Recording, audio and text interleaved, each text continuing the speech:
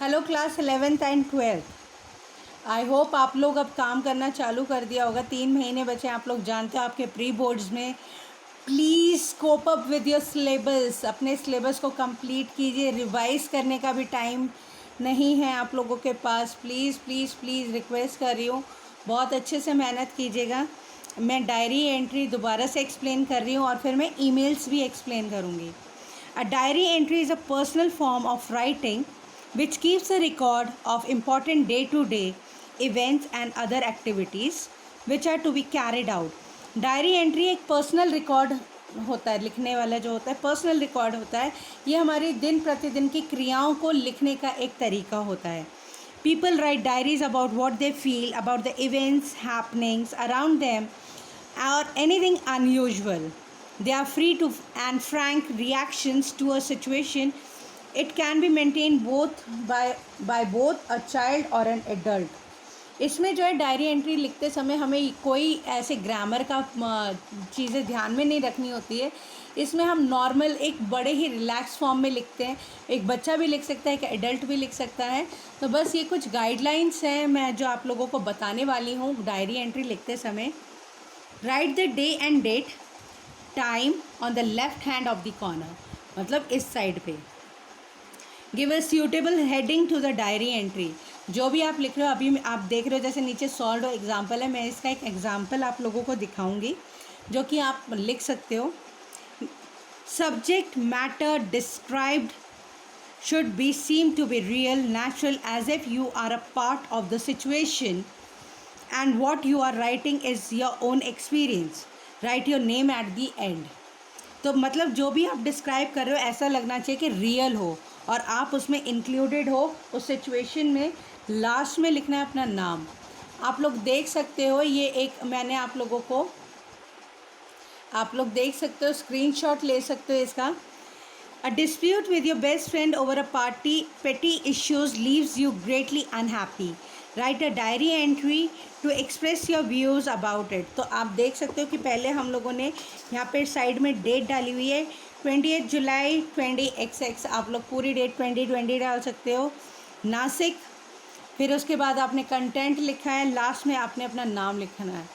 ये जो होती है डायरी एंट्री ज़्यादातर पास्ट टेंस में लिखी जाती है क्योंकि ये इवेंट पूरे दिन का लेखा जोखा होता है। तो हमें जो है लास्ट में मतलब पास्ट टेंस का यूज़ जो है थोड़ा ज़्यादा करना होता है। I am emotionally and physically exhausted to keep awake and pen down my feeling. Today an incident occurred which has greatly disturbed me.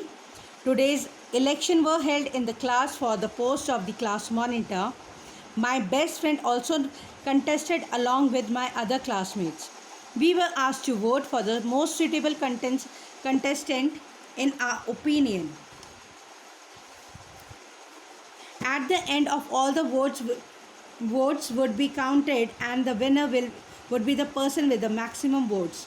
Looking at the list of the names, I decided to vote for Sumit as he seemed to be most deserving candidate. Majority of the class voted for him and he was the winner. My friend was very disappointed with the news. She was so disappointed that she actually came and hit me on my face in front of the entire class. I was shocked and embarrassed at this. I couldn't understand the reason for her action. She knew I was fair and just person who could not get influenced. Moreover, one vote to her would not have been beneficial to her anyway.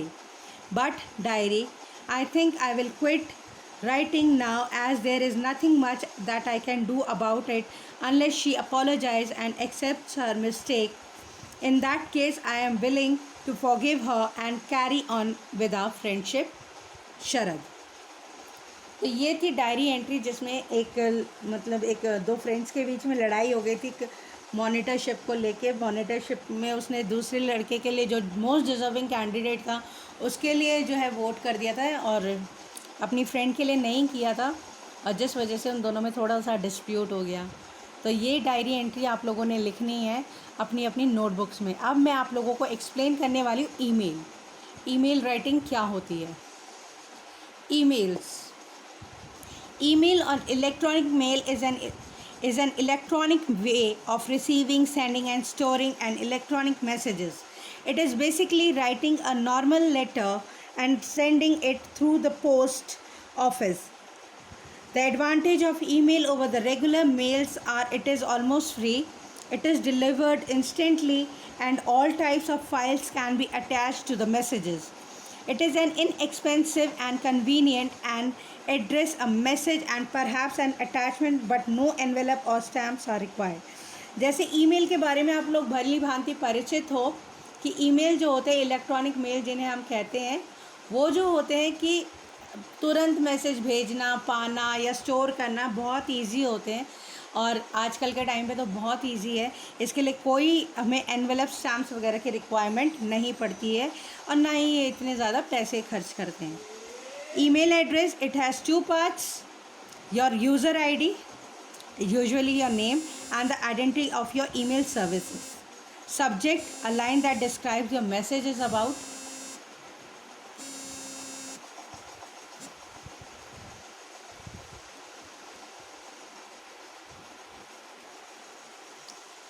Now I am going to tell you the guidelines of writing an email. Be careful to spell the address right. याद रहे, अगर आपके email address में problem हुई तो आप अगर भेजना चाहते हैं चेतन को तो वो चली जाएगी मोनीत के पास। ये बात आप अच्छे से जानते हो। You are using internet very frequently in your phones and also in your laptops. Don't type in all caps, it is interpreted as shouting. कभी भी कैपिटल लेटर्स अगर हम लिखने के बीच में अगर हम यूज़ करते हैं तो वो ऐसे प्रिटेंड किया जाता है कि मानो हम लोग चिल्ला रहे हों. Press the send button when you have written the message. Send button पे क्लिक करना ना भूलिएगा. There is pre assigned space for address in an email. Pre assigned space होता है एड्रेस में, ईमेल में. Your name appears automatically in the from box. आपका नाम जो है, आपका ईमेल एड्रेस पढ़ते ही कंप्यूटर जो है आपका नाम जो है फ्रॉम वाले बॉक्स में जो है अपने आप शो कर देता है. Write an email address of the person you wish to send the email in the to box. मतलब 2 वाले बॉक्स में जो है आपने उसका नाम और ईमेल एड्रेस लिखना है जिसे आप ईमेल भेज रहे हो. CC stands for carbon copy, यानी कि अगर आप एक से ज़्यादा को अपनी वही ईमेल भेजना चाहते हो तो CC में जो है आपने कार्बन कॉपी में उस दूसरे व्यक्ति का ईमेल एड्रेस भी लिखना होगा. Keep the content brief to the point. The salutation में बी डियर मिस्टर कालरा और miss Awasthi.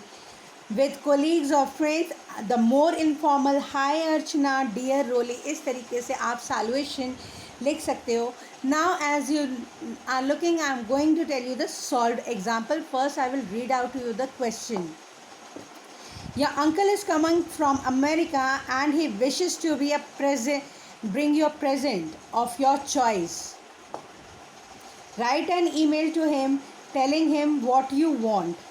Date 10th December 20 from chitanjan12@gmail.com to saranjains@gmail.com. Subject, present of my choice. Dear uncle, it was so nice of you to ask me about the present. I would like you to bring for me a PSP. All my friends have their own PlayStation portable PSP game and I would like to have one. I shall feel happy if you could bring one for me. I shall keep it with great care. We are all eagerly waiting for your arrival. Yours चिंतन. तो ये था एक solve example email का जो कि आप लोगों के लिए मैंने पढ़ा है. आप लोग अपनी नोटबुक्स में प्लीज़ ज़रूर लिख लीजिएगा इसे. और याद रहे 5 अक्टूबर से स्कूल खुल रहे हैं. अगर किसी भी बच्चे का नोटबुक कंप्लीट नहीं होगी, he or she will be punished. This is all for the video. Until then, stay home, stay safe.